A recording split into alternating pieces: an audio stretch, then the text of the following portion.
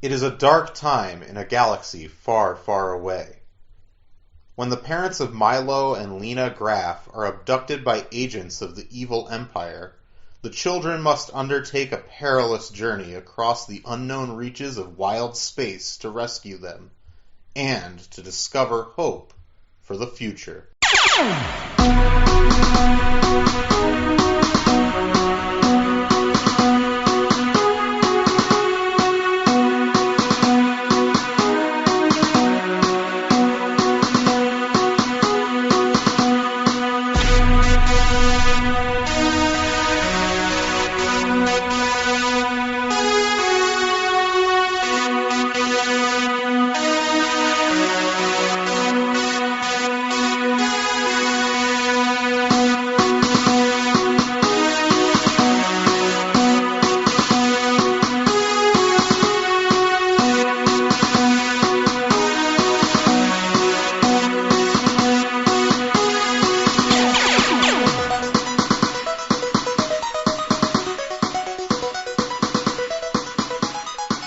Hello, younglings, and strap in for a wild time, because we're going to have an adventure in wild space today.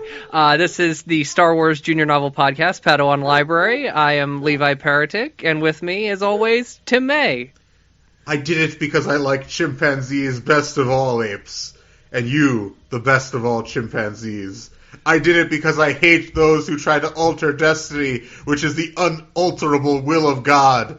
And if it is man's destiny one day to be dominated, then, oh, please, God, let them be dominated by such as you.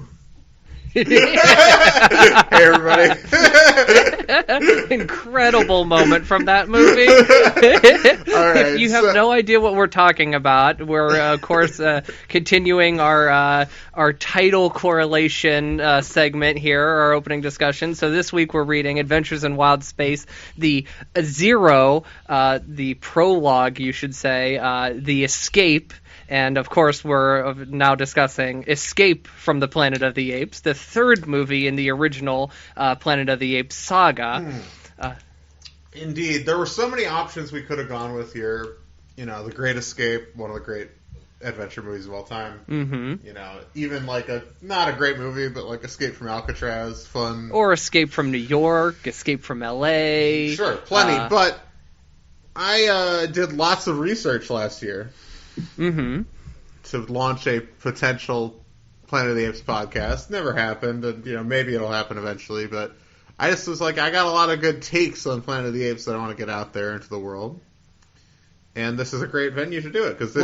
Well, you're a big Apesman. I am. I love Planet of the Apes. I think I've said on this podcast, it's like my co-favorite movie series of all time. With Star Wars, this one we're going to talk in depth about Escape here in a minute, but Escape is my second favorite Planet of the Apes movie after the original. To the original movie being number one? The original is one, for sure, but I love Escape from the Planet of the Apes, but before we get into it, I have a ranking of all the Planet of the Apes movies, including all versions, not just the original saga. So I'm going to do that quick, and then we can get into Escape. Number one, I gave it away. It's the original Planet of the Apes from 1968. This is a no-brainer. It's one of my favorite movies of all time. Top 10 for sure. Number two is Escape from the Planet of the Apes. We will talk about this in depth. Yes. Soon. Number three is Conquest of the Planet of the Apes, the fourth film. Okay. Which I love, and that movie goes pretty hard. They all go very hard. But they all go very hard. There's very few happy endings in the Ape saga. Basically, one of them, which we'll get to later on in the ranking here. But my number four, I'm departing from the original saga here, and I'm going with Rise of the Planet of the Apes. That's right. My favorite of the new movies is the first one, Rise of the Planet of the Apes. Mm-hmm. I find that I just find the Caesar Franco relationship very moving, and I find John Lithgow is incredible. I love that movie, and it was such a surprise great for me in the theater. Yeah, it was. Yeah, he's always incredible, but it was such a surprise for me in the theater because I was not anticipating that movie at all, really, even though I'm a huge Apes fan. And Off air, not to derail you, but you mentioned you've been watching some 30 Rock. Yeah. Have you watched the episode yet where like Jack becomes like a father figure for the one writer? Frank is his name, I think. Yeah, Frank. I haven't. I'm still early in the series. I'm in like halfway through season 3, and I watched 30 Rock when it aired, and it's one of my favorite shows of all time. But well, there's this in that episode, I think that's the two of them a little later in the series. They watch Harry and the Hendersons together, and and they show that the scene from the end with Lithgow, and he's just like, "Go, we don't want you," and I reference that all the time. We don't want you. I say that to my in-laws' dog all the time because he just barks all the time. Yeah, we had probably heard him on the show here. Yeah, you probably just heard him at the beginning of this episode. But yeah, so I love Rise of the Planet of the Apes. That's my number 4. My number 5 is Dawn of the Planet of the Apes, the second of the new trilogy. Mm-hmm. That's an excellent movie. Not much to say about it. Number 6, I'm going Beneath the Planet of the Apes, the second of the original movies. Now, if it were just the last half hour of Beneath the Planet of the Apes, it would be like number 2 or 3. Mm-hmm. But the first hour is with James Franciscus is just so boring. I caught that movie on TCM one day. Yeah. And it was a good 20 minutes before I realized I was watching Beneath and not Planet of the Apes. It's a very boring remake of the original for the first half, and like James Franciscus is like the ultimate like down market Charlton Heston. Mm-hmm, so exactly. I actually didn't realize until Charlton Heston, like, I caught it in the middle of the movie, but then once Charlton Heston showed up was when I realized, this is not... That's why the movie gets good, because you have all the bomb cult stuff, and the underground stuff is incredible.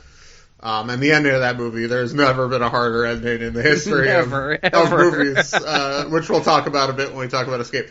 And then, after Beneath, I go War for the Planet of the Apes. Okay, I was about to say, War is a better movie than Beneath, but I just have more fondness for the original movies in general, and you know what I mean? Like, War is clearly a better movie. I'm not like, and it's good. I really like it. I need to see it again. I only saw it once in the theater. I feel like I need to like live with it a little more than I have. And then the bottom 2, it's always hard. Because you got the final film of the original saga, Battle for the Planet of the Apes, which is straight trash. I hate it. It's pretty bad. There's stuff I like in it. There's a couple little bits I enjoy. I feel like it added nothing to like the story overall. No, like it adds nothing to the larger story. And actually, War for the Planet of the Apes does a very good job of kind of taking a lot of those ideas and making a real movie out of them. And it's also just so cheap, and it's whatever.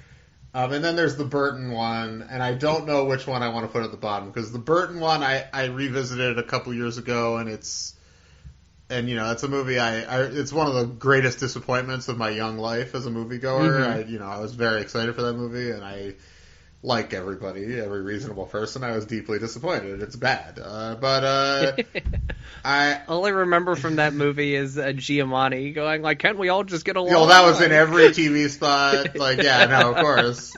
I rewatched it last year, and like, I'll say that there are things about it I really like. I think the ape stuff is mostly very fun. Wahlberg is so bad and miscast, and all the human stuff, and like the plot makes no sense. I like my favorite scene in the movie is there's this scene where you got Helena Bonham Carter and Tim Roth, and Tim Roth's like the general, and he's like at her father is like is like some sort of high. I'm sorry, the society's not quite exactly the same, but the kind of like dinner scene where it's like everybody like where it's like just them talking about like it's like ape guess who's coming to dinner. It's like and it's like a comedy of manners. Like that's pretty funny, and like I'm just like, you know what, they should have just Burton should have just done like a comedy version of Planet of the Apes. You know, he's always best when he's just a comedy director. Almost always, you know. I'm talking about in his prime here, but like, and like, you know, this was close enough to his prime, you know. So like, you know, and it was, you know, it's a bummer, and the action's really kind of just boring, and there's some fun little things like the ape greasers. That's a very Burton touch. Like, there's these like ape greaser teenagers that are like little shits. Like, there's some fun little bits around the margins of that movie. I'm still going to put it at the bottom. Battle's got to go above it. But there's my ranking. I'm sorry. I wasted 10 minutes already. So there we go. All right, that's fine. So, all right, now let's talk about Escape from the Planet of the Apes. Escape from Planet of the Apes. A movie that, in my opinion, is endlessly charming until it's not. And, like, it's this real subtle flip of, like, because it's like, oh, this movie is so delightful. And then, like, all of a sudden you're just like, oh, no. Like, because, like, you know it's going to end badly. And, like, you know it's coming. It's a Planet and you don't want movie, it so. You don't want it to come because Zira and, like, Cornelius are so charming and they work so well together, and you just are rooting for them even though everything is against them. Indeed. And so if you guys don't know, Beneath the Planet of the Apes, the second film, ends with nuclear annihilation of the Earth. Yes. This bomb cult of humans that's been living underground since the time when humans ruled the Earth has a big bomb. And Taylor, the Charlton Heston character, basically is responsible. Like it's about to go off anyway, but he's like, I'm going to deal the final blow because I hate humans that much, you know. And that happens, and what Escape presupposes is that maybe that Cornelius and Zero, the two chimpanzees, along with new character Dr. Milo. Dr. Milo, which is my one significant problem with the movie, but they apparently, in the meantime, figured out how to repurpose Taylor's ship from the first movie and get off the planet and get off Earth just before it blows, and somehow the nuclear blast shoots them back in time to 1973, and they land back on Earth. And in Los Angeles. And a couple interesting things about the opening of this movie, which I love. You know, because it's the military is like, there's a crashed spaceship, like, and they're like pulling it out of this ocean, and then they open it, and the astronauts get out, and they're like, oh yes, the astronauts have returned, because they think it's Taylor and his crew, and like they take off their helmets and their apes, and it's just like Escape from the Planet of the Apes. It's like delightful. I know. And then like the one general like runs off scared, like he was like, ooh, like he bumbles back to his jeep. Like. An interesting thing though that they shot a different opening for this movie where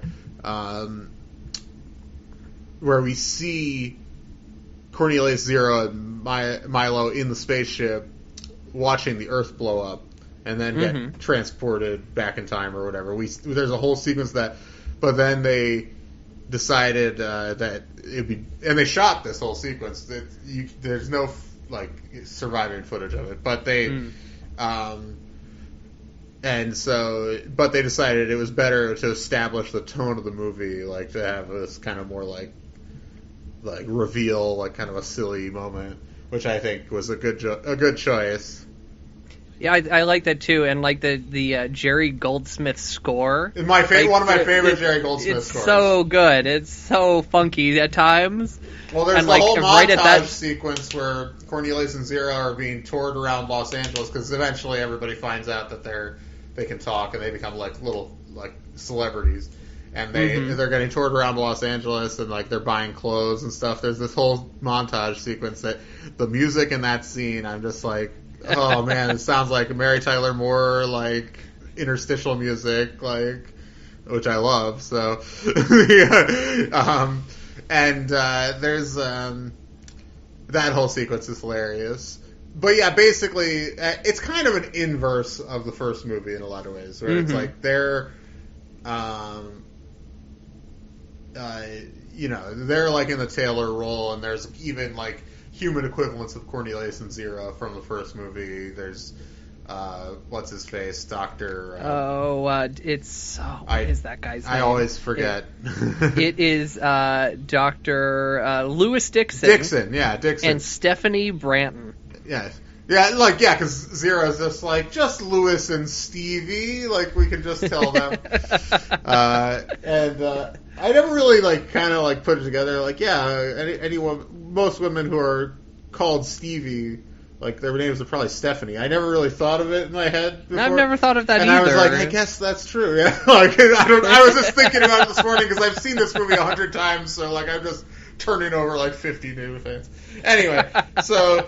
They and then they get brought before a presidential commission, and there's the bad guy of the movie, Dr. Otto Heinlein, I believe. Not Heinlein. It's Haslin. Haslin. Yeah. And he's which I recognized him. He's from Young and the Restless. He's been on that show for a long time. Yeah. A lot of those kind of working actors in this movie. Of course, by the way, Cornelius is Roddy McDowall, and Zero is Kim Hunter, of course. Which I was going to ask you, why, I didn't realize this, but Roddy McDowall is not in Beneath. He is not in Beneath, no. Do you know why? He didn't want to do it for some reason, or there was a scheduling conflict. I actually should have looked this up again, and I have 50 books about Planet of the Apes that I will consult, and maybe get back to you before the end of this conversation. But and then he wound up coming back and did the rest of the movies, obviously. And Kim Hunter is in Beneath, and she's in this. Kim Hunter's an interesting person. I just saw, for the first time, the Michael Powell, Emmerich Pressburger movie, A Matter of Life and Death, which is from 46 or something, and she plays the female lead in that movie, and she's incredible, and she's most well known, of course, for Streetcar Named Desire. Yes, she is Stella. Yeah, she's Stella in that movie, and she was Stella in the original stage production with Marlon Brando. And she was blacklisted shortly after Streetcar Named Desire because she had signed some newspaper petition in favor of peace, I believe was something like that. And so she never really... She went back to theater... But she kind of started slowly get back into the industry through TV guest star things in the 60s, and then Planet of the Apes was kind of her big comeback. And that's 15 years after Streetcar, so that's crazy. But but she's amazing in these movies. I mean, Roddy gets all the love because he's in 4 of the 5. She's only in 3 of them. And he's kind of the face of the Apes, But she's as much, an iconic ape performer. Her eyes are so, she has, such expressive eyes. And, the John Chambers ape makeup is incredible, but it doesn't allow for, a ton of expression. But both of them are so good at, manipulating it. Yeah, they both make it work. Because they do this thing with their noses that's, really impressive. And... There's this moment that made Mel laugh really hard in her performance, where it's when they're in the cage at the zoo at the beginning, and they're talking amongst themselves, and she gets real frustrated, and I think Cornelius is Zira, calm down, and she's I am calm, and she throws something across the room, there's a block, and she chucks it across the room. There's a thing about, I know in the original movie, a lot of the actors from that film, a lot of the ape actors talked about how it was they had to go really big in their performances. It's kind of, I guess, what a motion capture person does now, especially motion capture, 10, 15 years ago, where you have to really be super expressive, in order for it to register in a way. And I think the ape performances are pretty across the board great in all the ape movies. I think Maurice Evans as Zaius in the first film, of course, is an iconic performance. But And I even like the other kind of orangutan elders, like the guy that like covers his ears. He's like, no, makes me laugh. I just thinking about it. But no, I mean, these are the two though. I mean, Kim Hunter, this is her movie in a lot of ways. Roddy gets a big showcase, obviously, in Conquest when he gets to play a Caesar, or Milo, baby Milo, and then becomes Caesar. And obviously he has, like, I think they kind of share equal, along with Maurice Evans, they're like the three core ape characters in the first movie. But it's, basically you're talking about how it changes in tone about halfway through, because the first half of Escape is like basically a comedy, like a fish out of water comedy, where there's like grape juice plus. I actually thought about, listen, I don't drink, but I thought about like pouring some like sparkling like grape juice or something but I was like, it's not video, so it's not even worth like going out of my way for it. I was like, oh, should I go to the supermarket and get some grape juice plus? Yeah, grape juice plus, which is so funny. And like, I think there's, but yeah, the change happens obviously because this guy, the guy in the presidential science advisor, he eventually figures out like that they're from the future. They believe that, and that the Earth's going to be destroyed, and apes are going to rule. Apes are going to rule, and like humans are going to be subjugated, and this will somehow lead to the destruction of the Earth. And he has like Zero's pregnant too, which they discover. Of course, and then, once they discover she's pregnant, then he wants them dead. And eventually, like, they're able to convince the rest of the commission that, like, well, we can abort the baby, but like we'll leave them alive because they're like celebrities. People know who they are, but they don't know that she's pregnant. So it's like, right. And when they find that out, like, Cornelius is like freaks out and attacks this orderly who's taking care of them at a prison camp, and they escape, and then the orderly dies. The orderly dies. Yeah, like it's an accident seemingly, and then the human Cornelius and Zira show up and help them, and they find. This is when everything's getting very intense here, and they find Ricardo Montalban, a circus owner. As Armando, of course, one of the great characters. He shows up again in the Conquest. And he agrees to help them. He has so many great moments where he's just like, you're telling me you want me to put my life at risk for the sake of two fugitive apes? Well, my answer is 1,000 times yes.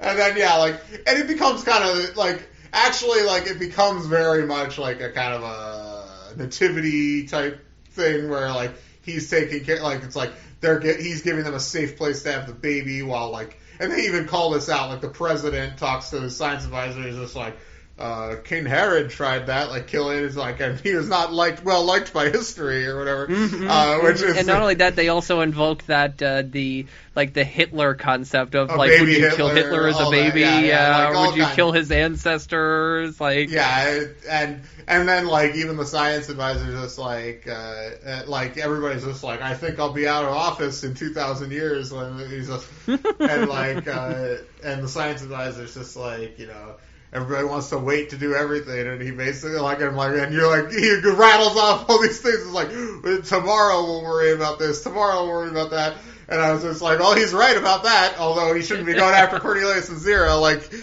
Why don't you look into fucking global warming, my guy? But you can devote your life to that instead of killing these poor apes.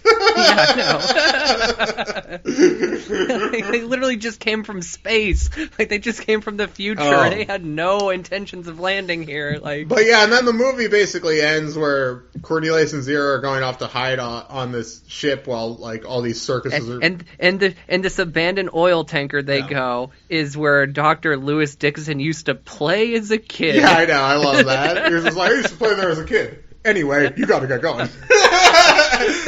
We were laughing about that because we were just like, where the hell did he grow up? Like, well, he's a legend.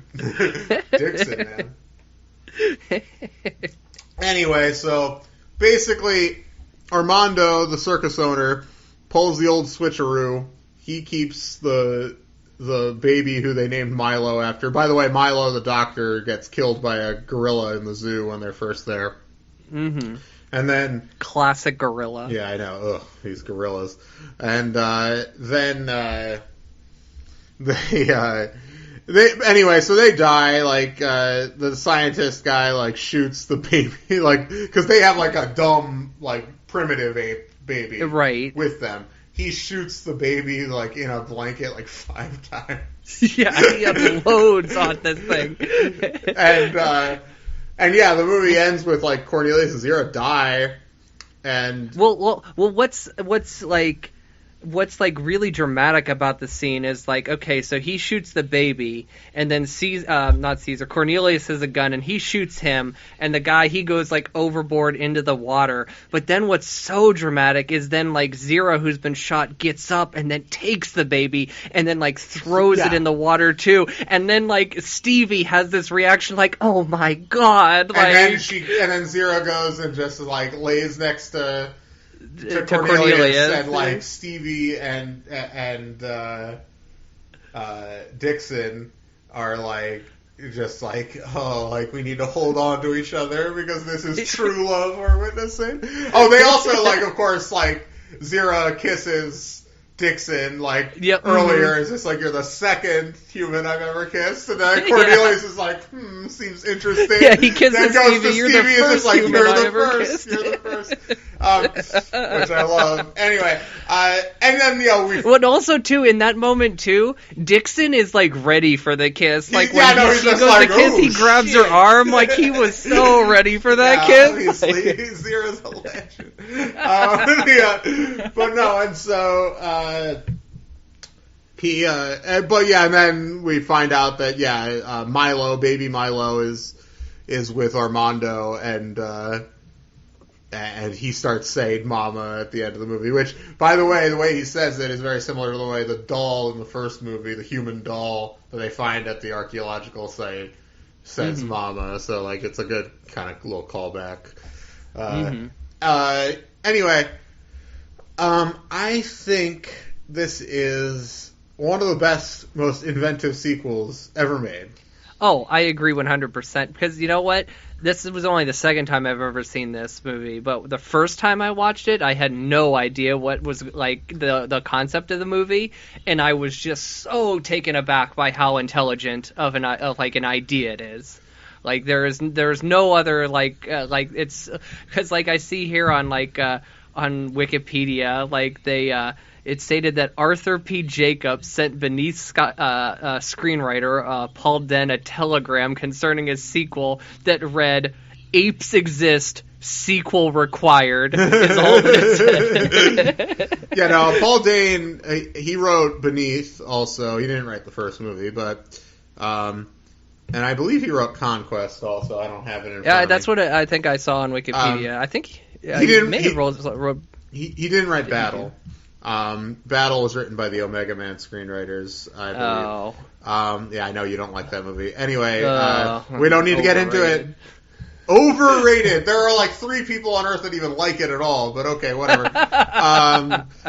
Yeah, you're in the majority. Don't worry about it. Anyway, and so, but yeah, like, and he came up with this idea of this loop, basically that, like, because Beneath ends in such a definitive manner that if you take it back to the beginning, send it back, and, like, essentially create, like, a Terminator-style time loop, where, like, they have to have gone back in order for the future that we see in the first movie to even exist, is the idea. I mean, you know, there's obviously some, like, inconsistencies here. Like, it doesn't make much sense.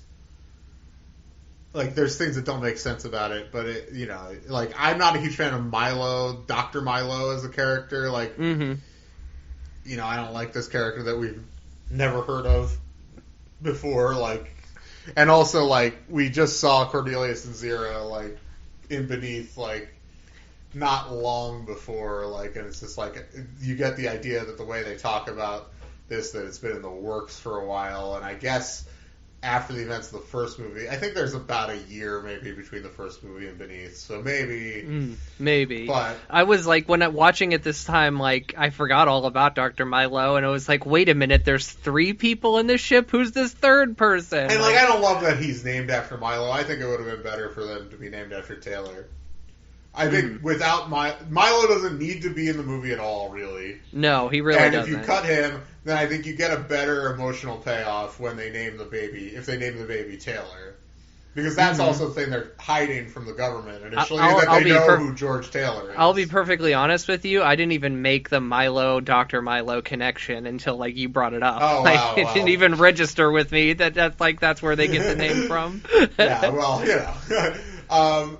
It's appropriate that we're doing Escape for this week, not just because of the name Escape, but also there's a character in the book we're reading named Milo. Yes, there is. So we'll get to that in a little bit. But I think this. One other thing, I have the Blu-ray of Escape in front of me. This is from the Blu-ray box set from the late 2000s, and I just realized that the screenshots on the back are from Conquest. Very weird, but it is Escape, as you can see. Yes, it is. Yeah, it's very strange. Anyway, whatever. I just noticed that. I've had this set for many years, but yeah. So, these are movies I rewatch very compulsively. Like I've seen them all. Well, not Battle. I've only seen that a few times probably, but I've seen all the other ones probably like 20 plus times, and I love them. And I watched it this morning. I was just like charmed all over again, heartbroken all over again. It's a very inventive sequel, and I think it has a very stark tonal shift, and it handles that very well. It doesn't feel crazy, right? Which it could very easily. I think it's because it's the context of the franchise too. It's like it's not like a flip of the switch either. Like when the villain character is like introduced, it's like a very like subtle, like you're wondering, is this guy on their side? And like you progressively figure out he's not, and it's like it's not just like they turn a light off and it's suddenly the movie goes dark. Like it's like you can see the shift coming, and then like once you're there, you're just like, well, I'm in pitch black now. So, and But the end of the movie happens in broad daylight, which is like crazy too. Yeah, because that's like it has a very kind of like DC 70s like Robert Redford conspiracy thriller vibe. Like 3 Days of the Condor. I'm just talking aesthetically, like where you're like you got these big structures. So you got like this boat that's like all these mechanical structures around, and broad daylight, and and you got like the military and the cops coming after these fugitives, and it's crazy. Like Conquest picks up a few decades later, and I wonder. I always thought it would be interesting to see right after, like, how is this covered in the news? Like, these charming apes that the entire country fell in love with. And then, because to me, it was always, like, it's kind of crazy that they would, like, announce these apes. Like, it seems like in, like, a real sort of government scenario. They did not know that the apes could talk when they come into the public hearing. So that's... Oh, that's true. That is true. So... although Dixon knew that, and it seems like a weird thing for him to do, be like, I'm just going to reveal to the world that there's talking apes, like, I'm going to make this decision unilaterally, but yeah, no. I'm glad we talked about this. I love Planet of the Apes. I know you do. I wanted to say another thing quick about just apes in general. This podcast that I was sort of working on last year, I made a kind of an intro, not a song, like it uses music from the movies, but like a little kind of clip collage intro, and I'm going to play that at the break because I'm like, I got to use it somewhere. And I think it's a lot of fun. It has lots of my favorite Apes quotes. Which, it doesn't have my all-time favorite, which is from the first movie when Heston's talking to Nova before he knows if she understands him or not. And he's talking about, like,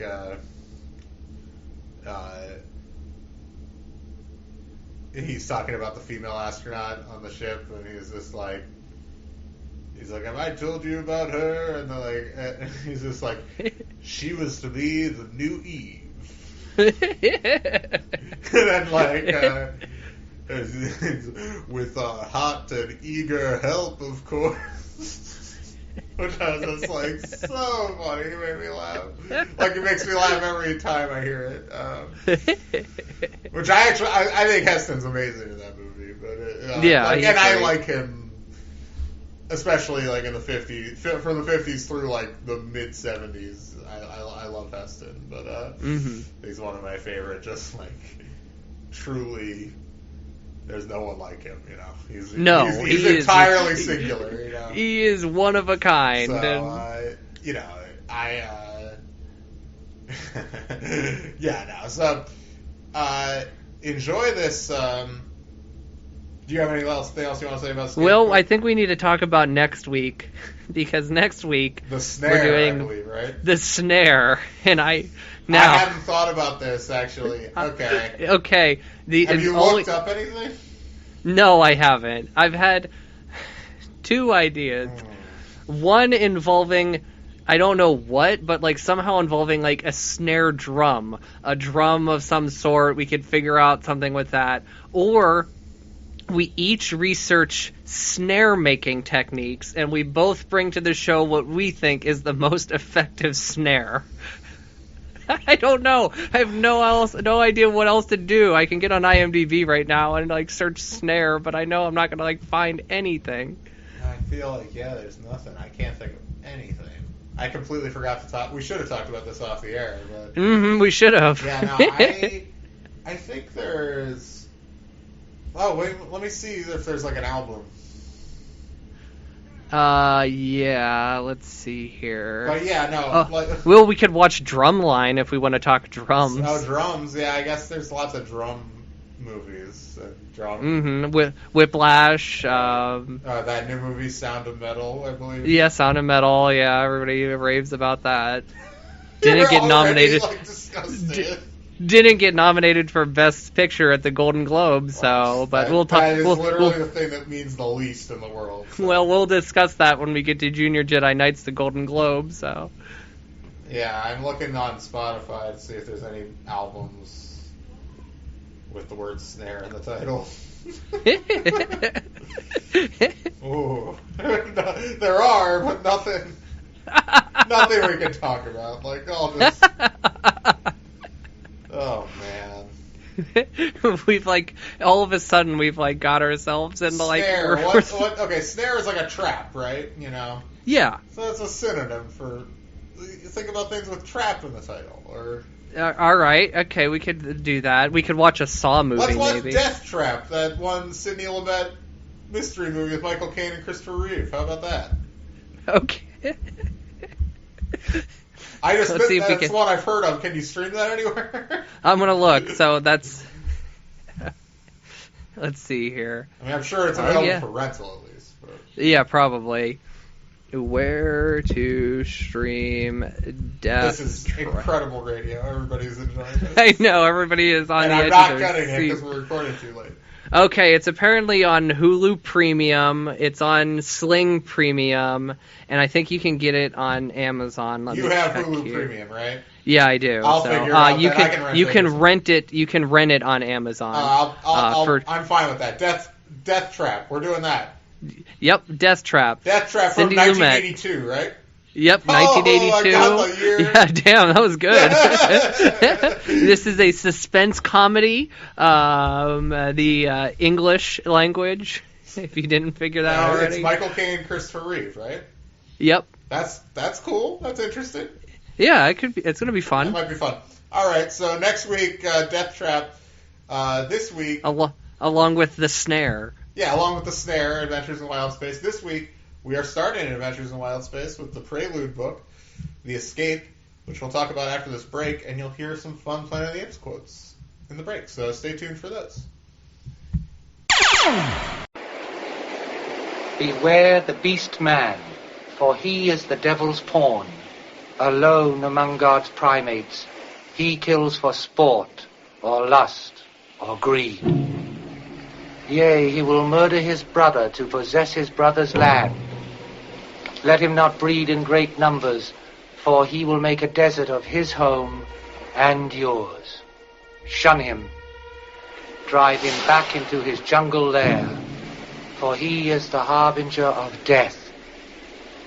Shut up, you freak! The Forbidden Zone was once a paradise.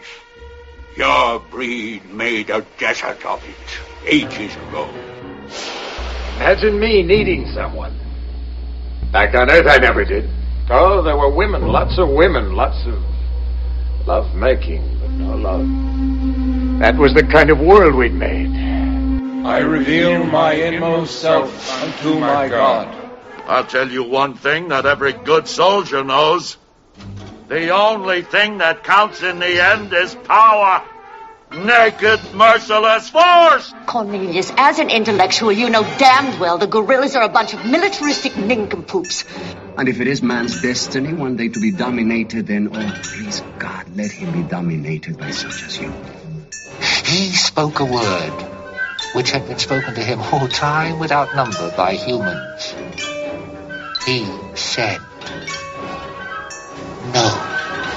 I guess you might say they just joined the human race. Welcome back to Padawan Library. I'm Tim May, here as always with Levi Peretic. Hello. And this week we are beginning a new series, Adventures in Wild Space, which is in the new canon, in the, the current canon. Very, very few series like this that we have read. I would say this is the only real series in the same vein as our typical Legends stuff. Because I agree with that. These books are roughly kind of an equivalent size, like even publishing initiatives. They're closer to the look and feel of a Jedi Apprentice. They are the same height as most of the Scholastic Bantam books. I will say that. So right, which is different than not to call back Join the Resistance. And not even just Join the Resistance, but a lot of them are hardcovers, and they're more right.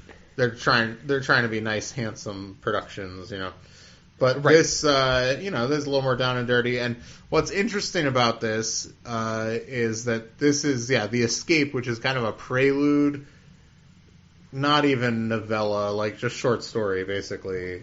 That that is essential. Like, I'm glad we read it, because, there's no way that, because, it says it's a 6-book series, but really it's a 7-book series. This is one of them. The Escape. So if you're looking to get these books, make sure you get this one. And these came out in England first, weirdly. Correct. So this started, I believe, in January or February 2016. February 25th, 2016 was the UK release. Right after... And December 2013 is when it came. December 13th, 2016 is when it came out in the States. So it came out in England right after Force Awakens came out, and essentially the series came out here right after Rogue One. So correct. So this is there's a bit about that apparently. Did you read this on the Wikipedia page? I have not looked at the Wikipedia page. All right, I haven't looked into this, but this is development section on this page. According to author Cavan Scott, as originally conceived, the beginning of Star Wars Adventures in Wild Space was very similar to the opening of Rogue One, a Star Wars story. Due to the similarity and then the upcoming anthology film, the Lucasfilm Story Group told Scott that the story needed to be reworked, resulting in Adventures in Wild Space, The Escape. So maybe that's why this is 0, because he had a completely different beginning. Yeah. That's interesting. So, but this, series, though, takes place. I'm not exactly sure when. It's shortly after the Empire takes over. Basically. Yeah, around 18 BBY. Oh, so yeah, like right after Sith, basically. And the Clone Wars have just ended recently, and you got this brother sister duo, kind of Galaxy of Fear style. You got Lena Graff and her brother Milo, who she calls Low Bro, because she's like Milo, Low short for Milo, Bro short for brother. If you didn't know, I don't know if you guys knew that's what Bro was short for. So she was just like Milo, my brother, Low Bro. Low Bro. Yeah, I mean. Now, before we get too involved into, do we want to talk? I have some information on Cavan. Okay, yeah, because he's actually he's continued to be a pretty major Star Wars guy. Yes, because he's very involved in the High Republic, ongoing High Republic thing. So, Cavan, he's from the UK. How old did I figured out how old he was? He was born in 1973, so it doesn't say how old that makes him. So he's he's like 47, 48. Yeah, and he is a UK #1 bestseller, and his two things that actually went #1 are this book. Oh wow! It was like and there's a Doctor Who book that he wrote, but he's written for Doctor Who, Assassin's Creed, Transformers, Star Trek, Vikings, Pacific Rim, Adventure Time, Angry Birds, and Judge Dredd. Hey man, well, Judge Dredd is that's a real job if you're English, I would say. But no, shouts to him. He's making a living, and he's a fine writer. Like, I'll say this up front, because there's not a lot to talk about in the story, because this is essentially a big prologue. But this is by far my favorite of the new canon books we've read for the show. I agree. Where I've read lots of the adult novels and enjoyed them, but I have not been that into. I certainly didn't like Join the Resistance. Hated it. Spark of the Rebellion was weak. Yeah, like all the direct movie tie-in books were very hampered. I felt like not very interesting. I didn't. We just read A Test of Courage a couple weeks ago, and I remember I really liked the first half of that, and then I thought it just got a little long in the tooth. Was my problem with that. And I would say this book was better than that book. That's what I'm saying. Yeah, this is, I think, it's just in and out. Obviously, it's a prologue. We'll see how the full books feel starting next week, but I think if you want a kid's adventure Star Wars story, as far as recent stuff, this is pretty solid. I agree. And not to go back to Cavan, but Cavan has done work for IDW in terms of Star Wars Adventures book comics and Tales from Vader's Castle. I don't know anything about these. I just know that they show up. So he's worked on those, and I do want to shout to the illustrator real quick. David M. Busan, I'll say is his name. He is a Spanish illustrator based in Barcelona. He's done some work on Star Wars Adventures, and then he's done the Adventures in Wild Space. That's all he's done so far. But I can't find much more information out about him. But he is on Instagram, and he's got some pretty impressive work. His work in color is a lot of fun. He's got a great Ahsoka that he's done here. Nice. So check him out on the social media. Maybe I'll try to pimp that. He's good. He's good. He's good. Yeah, I like the illustrations a lot. I'll say. So yeah, let's just get into this. We got a brother-sister duo, Lena and Milo Graff, and they're the sons. They're the kids of. They are the children of. Let me find my notes. Ryza and Arik Graff. Yeah, who are explorers, cartographers. They go around and they map planets, uncharted planets, and they sell that information to I guess, mapping agencies. I don't know. Yeah, I don't know. They're trying to find, like, they seem like the way they're portrayed is like they're obsessed with trying to find like a fortune. Like this is like going to be their big money ticket. So yeah, it's a few years. It's like a year or two after the Clone Wars, and there's so anyway, we open the book where Lena is looking for Milo with the help of her droid. CR-8R, also known as Cater. Crater. Crater. Who is like he's a mishmash of droids built by their mother. Yeah. He's actually the one thing that I don't like because he is so wacky looking. His bottom half is a Imperial probe droid. His torso is an astromech droid, and then he's just like all these other mishmash parts. He is real wild looking. Yeah, he's a little weird looking, and he's very bitchy, which every droid has to be apparently. We haven't got now. This is pre-Solo, so we haven't got into any of that master slavery foolishness. Nothing like that so far, and that's good for me, as the listeners know. But I thought they're looking for Milo. Milo's went off to do some on some cockeyed adventure. And they're on some swamp planet. Yeah, and they find Milo, and they battle with what are these things called again? They're like creeper vines. Creeper vines. It's like whatever. Then they have and Milo is with their pet monkey lizard. What's the Mork? And so they're like all chuckling. She's annoyed with him, and then they're about to start heading back to the camp where their parents are.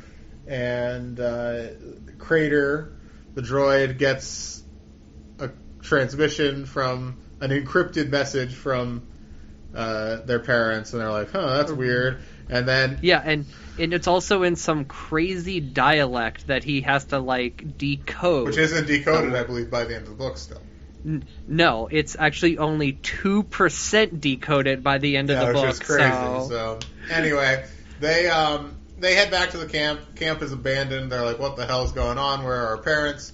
They find a holo recording of their parents being confronted by an Imperial officer and some stormtroopers who. By the way, they're all in on the Empire. They're like, the Empire is good. The galaxy's been peaceful since the end of the Clone Wars. Yeah, Milo wanted at one point. He expresses he wanted to join the Imperial Surveying Corps. He actually wanted to join the Corps. Oh, yeah, you're right about that. But anyway, but now they realize that the Empire is evil because the Empire, led by Captain Corda, who has a metal jaw with sharp, pointy teeth. He by force takes he's like Grand Moff Hissa.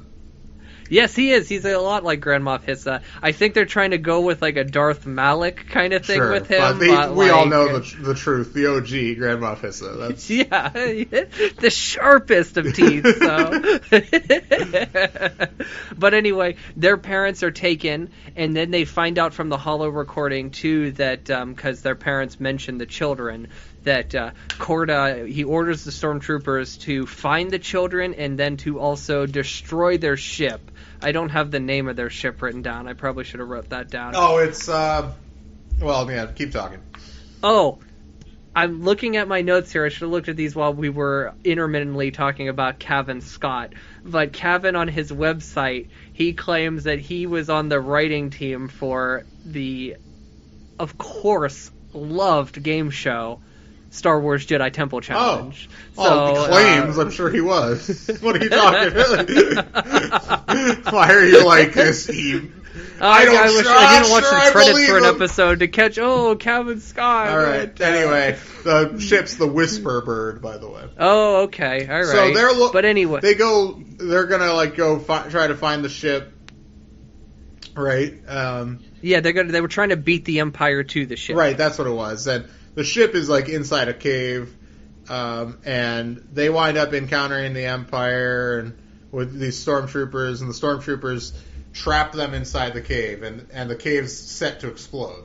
So the Yes, they're stormtroopers, blind with mines. being stormtroopers, they're like, that shit's done. So they go back to the Imperial transport, and what's the guy's name again? The Captain Corda. Corda.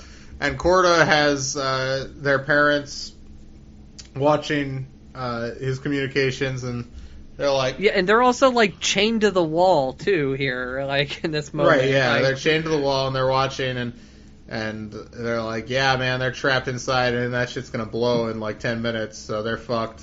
These kids are done.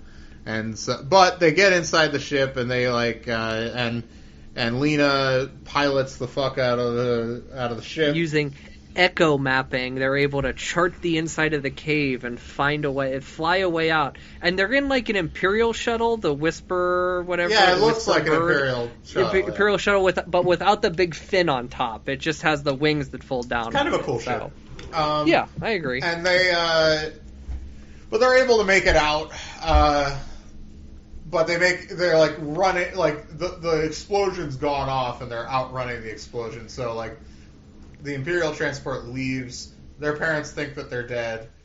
They're able to escape, and they decide, well, we gotta go after this Imperial ship. But then the Imperial transport jumps to hyperspace before they can fully chase them. So they're like, okay, well, let's go to a planet where our parents have friends and find some of their friends, and that's the cliffhanger.